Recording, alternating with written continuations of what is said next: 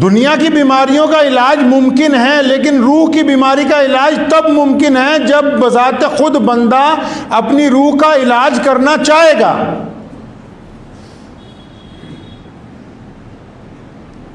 اب روح بری طرح زخمی ہے، دنیاوی طور پر ہم بڑی بڑی ڈینگیں ہانک رہے ہیں کہ جی میں یوں ہوں، میرے بچے یہ ہیں، میرے بھائی ایسے ہیں، جی میں نے فلاں کام کر لیا۔ ڈینگیں ہانکنے سے اللہ کی رضا حاصل نہیں ہو سکتی، اور اللہ تبارک و تعالیٰ کو تو زمین پر اکڑ کے چلنے والے بندے پسند نہیں ہیں۔ بڑا بندہ تو وہ ہے جو عاجزی اور انکساری سے ملتا ہو۔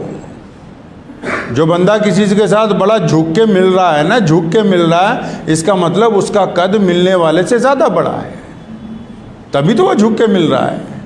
اور اگر اس کا کئی باتیں ہیں، کن لوگوں کا حسد دل کے اندر پال رکھا ہے، جن سے بعد میں خوشی سے ہاتھ ملاتے ہو، وہ حسد ہمیں رات کو سکون سے سونے نہیں دیتا۔ ایسی کون سی بے ایمانیاں ہیں جو رات کو ہمارے قلوب کو پریشان رکھتی ہیں؟ ایسی کون سی نیتیں گندی کر رکھی ہیں اپنے خاندان کی عورتوں کے اوپر کہ رات کو ہم بستر پر لیٹنے کے باوجود پریشان رہتے ہیں؟ ایسی کون سی ٹھگیاں ہم نے ان لوگوں کے ساتھ ماری ہیں جن کا ہم پر پورا یقین تھا کہ یہ میرے ساتھ کبھی دھوکہ نہیں کر سکتا؟ وہ ٹھگ بازیاں ہمیں پریشان رکھتی ہیں۔ اب جب تک ہم اپنے دل کو اللہ کا نام لے کر دھونے کی کوشش نہیں کریں گے تو کوئی پیر، کوئی ولی، کوئی ڈاکٹر ہمارے دل کا علاج نہیں کر سکتا ہے۔ میں اکثر آپ لوگوں کو ایک بات کہا کرتا ہوں کہ نماز جو ہے، جب اللہ نے کہا نا رسول اللہ کو کہ ہم نے 5 نمازیں فرض کر دی ہیں آپ کی امت پر، تو ساتھ میں یہ بھی بتایا بھی فرض کیوں کی ہیں۔ اسلام نے کوئی بات بنا وجہ کے نہیں کہی۔ مسجد بنائی تو بتا دیا اس لیے بنائی ہے تاکہ یہ مسلمان اکٹھے ہو کر نماز پڑھیں، آپس میں ان میں محبت پیدا ہو جائے۔ قرآن نازل کیا تو بتایا اس لیے تاکہ تم اس سے ہدایت پاؤ، یہ اس کام کے لیے کتاب نازل کی ہے۔ نماز کا جب حکم دیا تو ساتھ میں اللہ نے بتایا کہ میرے پیارے محبوب، نماز اس لیے اب پڑھوانے لگا ہوں تاکہ نماز پڑھنے والے لوگ متقی بن جائیں، نیک بن جائیں۔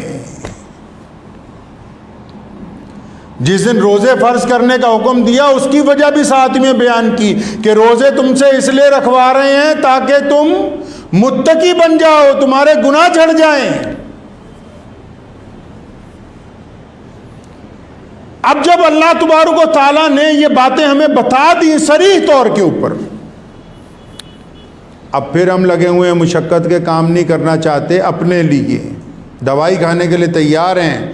اگر کوئی بندہ آ جاتا ہے تعویذ لینے کے لیے، جی میرے اوپر جادو بہت ہے، ٹونا بہت ہے جی، اب ہم جیسا کوئی مولوی جو تعویذ نہ دیتا ہو اسے بٹھا کے سمجھائے کہ رسول اللہ صلی اللہ علیہ وسلم نے فرمایا بھی جس گھر میں سورہ بقرہ کی تلاوت ہوتی ہو، بڑے سے بڑا عامل، بڑے سے بڑا جن، بڑے سے بڑا خبیث اس گھر میں نہیں گھس سکتا۔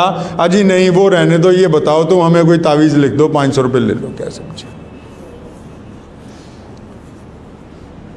جب بذات خود ہی بندہ تیار نہیں ہے اپنے اوپر محنت کرنے کے لیے۔ سجدہ ہم اگر 5 وقت کر رہے ہیں، ایسی روحیں بھی ہیں جو 5 وقت اللہ تعالیٰ کے حضور سجدہ تو کر رہی، سجدے میں لطف نہیں آ رہا ہے۔ لطف کیوں نہیں آ رہا ہے جی؟ کیونکہ روح زخمی ہے۔ حضرت حنظلہ رضی اللہ تعالیٰ عنہ ایک دن اپنے گھر سے نکلے شور مچاتے ہوئے کہ میں منافق ہو گیا ہوں، اللہ مجھ پہ رحم کرے۔ سیدنا ابو بکر راستے میں مل گئے، پوچھا کیا بات ہے بھائی، اتنا پریشان ہے تو زور زور سے بولتا آ رہا ہے؟ فرمایا ابو بکر آپ ہمارے بھائی ہیں بڑے، میں بڑا پریشان ہوں، مجھے اپنے دل پہ شک ہو گیا، مجھے اپنے دل کے اوپر شک ہو گیا ہے۔ یہ کیا بات ہے، بات تو بتا کریں۔ جب میں رسول اللہ صلی اللہ علیہ وسلم کے پاس ہوتا ہوں تو میرا دل چاہتا ہے کہ تمام نیک اعمال کروں، قرآن پاک پڑھوں، سجدے لمبے لمبے کروں۔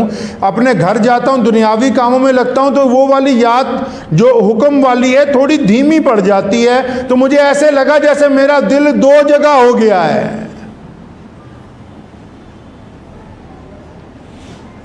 سیدنا ابو بکر صدیق رضی اللہ تعالیٰ عنہ سب سے بڑے مسلمان ہیں کائنات میں، فرمایا چلو چلو یہ تو بہتوں کا مسئلہ حل ہو جائے گا آج تیرے بہانے. سیدھا رسول کریم صلی اللہ علیہ وسلم کے پاس تشریف لے گئے.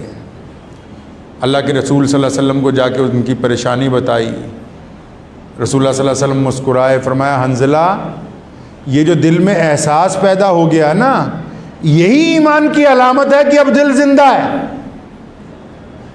اگر احساس مر گیا تو پھر ایمان ختم ہو گیا دل میں سے.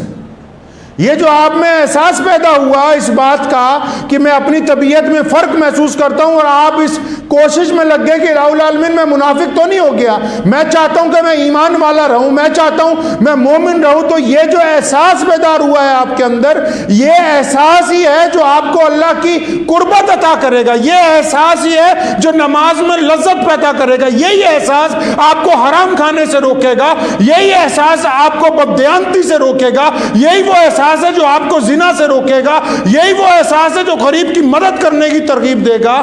اگر احساس مر گیا تو اس کا مطلب اس روح کا اب علاج نہیں ہو سکتا, کیونکہ اگر ضمیر مر جائے تو پھر بندہ چلتا پھرتا رہے, اس کا کوئی فائدہ ہونے والا نہیں.